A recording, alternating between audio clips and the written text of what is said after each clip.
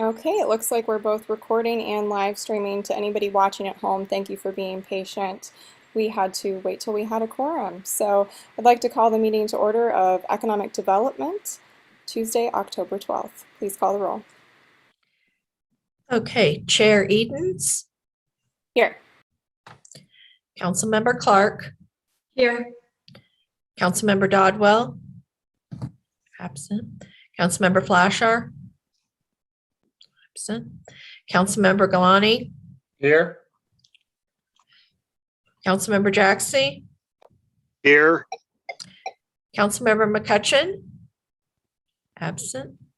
Councilmember Ottenberg. Here. All committee members accounted for or absent. Okay, next on the list we have approval of the minutes.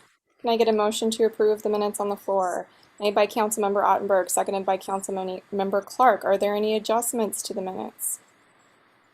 Questions, comments, concerns? Speak now, forever hold your peace. Seeing none, all those in favor, please vote aye.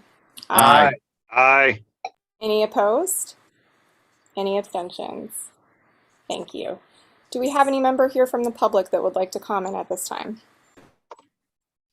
Chair Edens, I am seeing none. Okay, seeing none, let's go ahead and move on to our first ready for action item, a discussion of the economic development budget. Our city administrator will do the introduction. Well, thank you, Chair Edens. I appreciate it.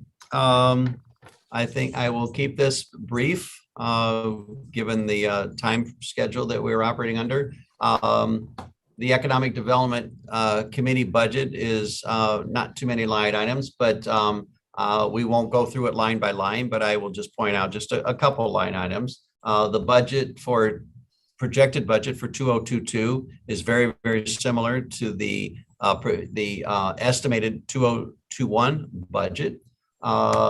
There are not many line items that are out of the ordinary. I will focus on the salary number. And again, what I can say here is public information, so we're not speaking about any one individual or anything like that. But I have projected an $80,000 annual salary for a person in that position, and to begin in around February of next year. And the only reason we did that is that when we put together the preliminary budget and Dawn Kaiser, the finance officer, and I sat down and reviewed the budget with the mayor, at that point in time, we did not have a balanced budget. And so we needed to look for areas that we may potentially be able to make some cuts or to at least reduce some expenditures based on this preliminary budget. And so in this particular case, I just simply picked a date. There's nothing to necessarily to support it other than the fact that it was just a date that by the time a new employee would be hired, perhaps it'd be as late as February. And that's kind of in a worst case scenario. So that's why you're seeing that number.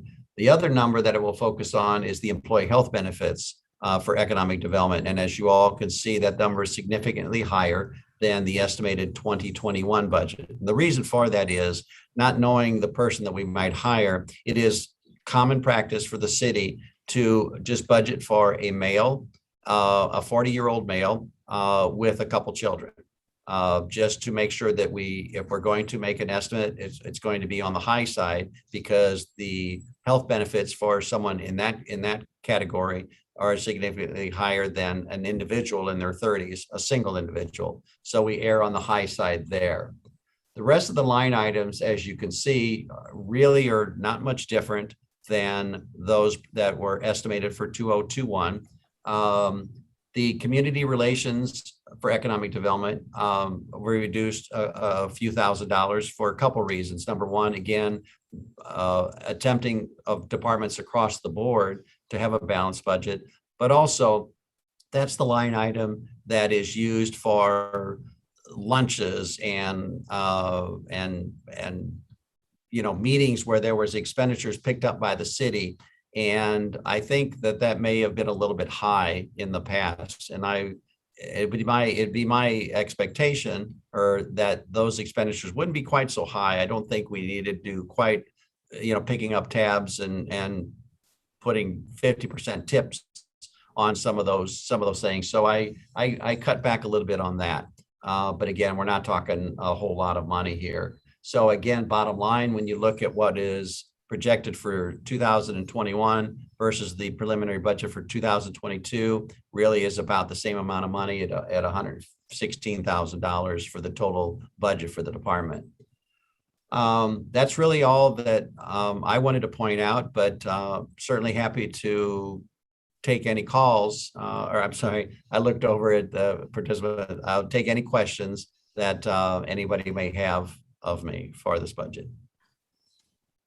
Well, I can start off with a couple of questions since I don't see any hands up. So, if we hire somebody with I know some of our committee goals, which would be an IEDC membership or other certifications that might require continuing education, training, or travel to conferences, will we be able to build that back in when we have a new hire?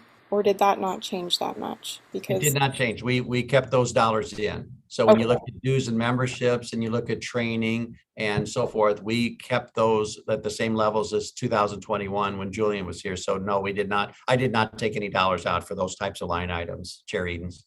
thank you very much for that. I appreciate it. Yes, ma'am. And it sounds like this. I'm not sure what our former manager's initial starting salary was, but it sounds like it's not terribly far off. Maybe. It is not terribly far off. You are correct. And Okay. again, and keep in mind that, this is a budget. I mean, it is an estimate of what may be anticipated, but if, we're not going to hire the wrong person just because the budget says this. When we find a person, if that's the right person, and if I've built in an $80,000 salary and it turns out that the right person for that job, wants 90 or 95, well, that's what we'll pay for the right person. So this is a budget, but it's not going to drive the hiring decision. Okay, that's exactly what I needed to hear, and I'm No. sure members of the public and business community needed to hear. I feel a lot better. And just so the committee knows, the reason why I put the program idea list back up is so that you can see what's been budgeted under other items when we have events that are kind of our continuing costs as a committee. So for example, when we have the Lawn and Garden Summit, in addition to having the costs of police as well, there will be a tent rental fee. And then last time when it was canceled, we also had a budget item for promotional print materials that were left at the businesses. So I kind of wanted to make sure as we're having budget discussions across committees that we didn't lose the ability to advocate for the events that we know that we're going to need to re-spend on. And I put the list back up in case there was, anything else that you wanted to put on the radar for programming next year, because now's the time to let the staff know that you're interested in it. So we kind of had those two things, thrown out there on the 5-year goal, but we never really talked about it in committee. We never talked about the Food and Wine Festival or a film festival. But we have had some other things that we've talked about instead. So I know that we'll need some budget items, for a continual event, right? Where Winterfest needs to be annual, and we can expect to see it on calendars until further notice. So that's a little easier to plan for. But we need to kind of have a discussion. Are we hoping to budget for the summer passport program again next year? That's kind of one of the things I want to iron out. And Chair Edens, if I may, let me also point out, and as you all know, the budget is just our best guess, if you will, of based on facts or anticipated events that we know of right now. But that's why we go through a mid-year budget process, and that's why we go through an end-of-year budget adjustment process. We just did that for 2021. The council, we presented, Dawn Kaiser, the finance officer, and I presented the budget adjustments. At that time, once you've got 6 months under your belt, you kind of know where things are headed. we make the change. So this is a budget for 2022, but again, in the same manner that I spoke about in terms of the hire, if we hire somebody who's at a higher salary range than what's in the budget right now, and remember, there's many drivers on this budget, not the least of which is to make sure that we have a balanced budget. The mayor and myself want to make sure that we present a balanced budget to the council. But if the salary is higher or any other line item is higher, that's the purpose of going back to council and presenting and hopefully and getting approved mid-year budget adjustments to right size the budget, if you will, based on the facts known at that time. Right. It's just been my experience. It's a little less stressful on staff and sometimes council if we don't keep our ideas and hit them with you at the last minute and then try to find money and not have money at mid-year. But again, there are competing priorities, if you will. A balanced budget is the main driver for the initial budget. It's a lot. It actually is a little bit easier at mid-year. When things are flowing. Now, if revenues aren't coming in, well, then yes, that's a problem. But I mean, Dawn and I were faced with making some significant cuts and looking for sources of revenue from what was initially submitted to us in terms of expenditures, both operating and capital, versus what our revenue stream was projected to be. And so we had to do a lot of adjusting of the budget to get to a balanced budget, and that is key at this point in time to be able to present that. So it's actually a little bit more stressful right now, to try to make sure that we have a balanced budget versus mid-year adjustments. Okay. Well, hang in there. We're gonna have to suggest spas for you guys to visit after this process. But do we have any committee members with questions or comments at this time? Not all at once. I mean, you're awfully loquacious tonight. No, wait a minute. They're shaking their head. No, don't let it go. Okay. Let's All keep right. it easy. We Okay. trust it's in good hands and been thought through thoroughly. Okay, so are you looking for a formal motion tonight? I am, yes, ma'am. I would appreciate a motion I'll make it. from this committee to accept the budget as presented. Okay. Made by Councilmember Ottenberg, seconded by Councilmember Clark. Any discussion on the motion? I just had one comment. Would it be helpful to have this for council on previous attachments, and then also it's true on attachments, tonight for admin and public work. There's a list of previous accomplishments and goals for next year, and some of those are a bit redundant. I noticed a couple of the things with business retention and support actually under the administration attachment. Would it be helpful to relist those again so that when this is presented to council, it's consistent with the other budget format for committees?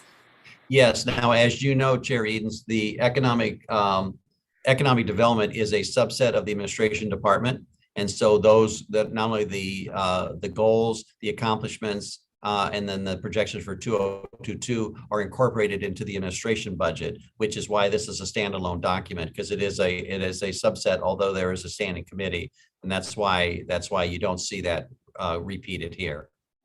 But we will discuss that tonight at the 6:30. Perhaps maybe pull it out and list it as a subcategory rather than just enumerated within the bigger list, because they're in there. That's why I said it was a little bit redundant.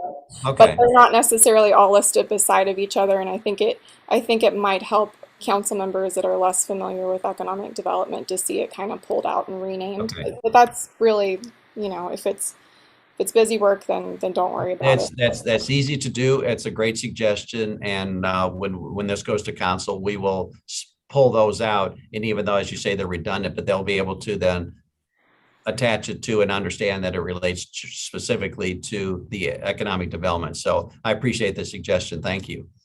Yep, you understand me exactly. I'm not very Well, now wait a minute. Let's not go that far. well, that's true.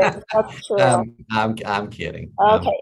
Any other questions, comments, or concerns before we vote? Okay. Seeing none, I believe we can do this by voice vote. So all those in favor of approving the budget as presented? Aye. Aye. Aye.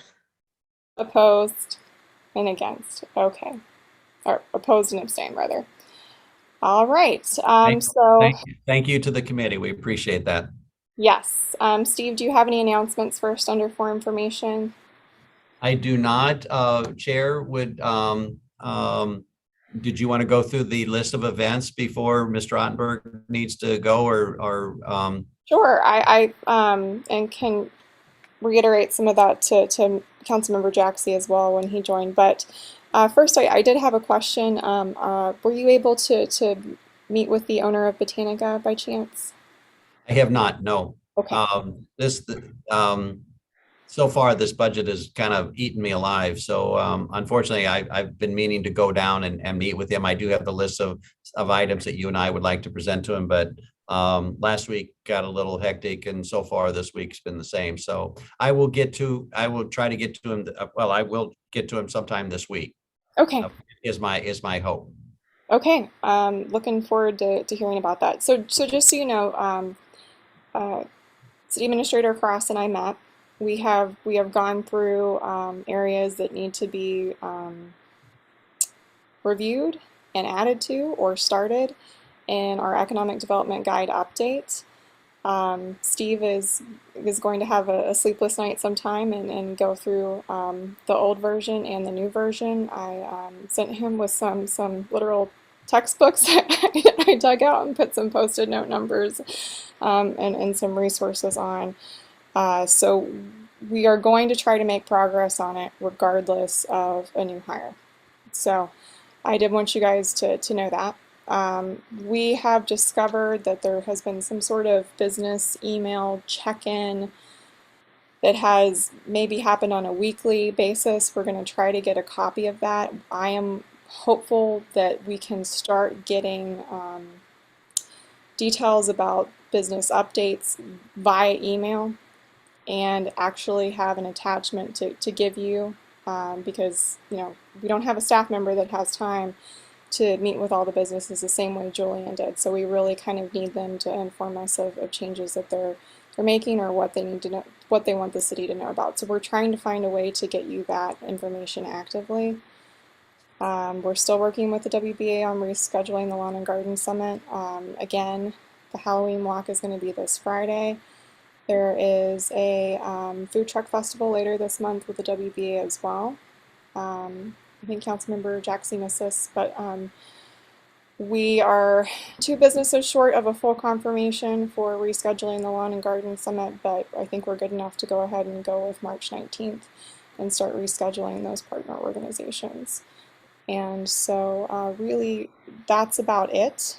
I did find a firm or a nonprofit rather that does economic development plans for main streets and grants. And so I'm going to try to get this group to come talk to us and do a presentation. I've also reached out to the library after talking with 2 of our businesses for digital programming that they can offer and educate the community on a topic that they're comfortable with. So we'll see if we can get 2 of our businesses to do a library program. So I think that's all I have under updates and for information. Questions? Oh, okay. Oh, yes, Councilmember Clark. Just one comment about the lawn and garden, Chair Edens. I recently went to it was at the bird sanctuary down in Eureka area in Fenton area for a tree and plant sale that they had set up there. It was really interesting. I thought maybe it would be something you wanted to. It was all native plants that they had at the sale. So the people would just come in and bring their trees that they were growing and set up in little booths, sort of like a farmer's market, but just an idea. If you have a link to that advertisement for that, could you send that to me? I will try to find that. Yeah. Yes, please do. I would like to look into that more. Okay, if there's nothing else, hang on. Looks like a council member commented. Can you elaborate on the benefit of the digital library program? Yep, so Councilmember Garitano, if you're a regular patron of the library, you can sign up for their digital e-newsletter. And in their e-newsletter, they advertise for just kind of one-off classes or lectures or interactive programs, sometimes based just for children that you sign up for. They're almost always free, and most of them have been on Zoom since 2020. And so when I talked to two businesses, it came up that they were interested in kind of offering classes for the general public. So the idea would just be kind of creating a little bit of business awareness, but really about them providing a service to the community. The library has very strict rules that it can't be used for advertising. And I have a call out, and I've been playing phone tag with their the person in charge of programs. So they're supposed to kind of get me a list of those guidelines that the businesses would have to kind of function by, and then we'd see if it was a good fit.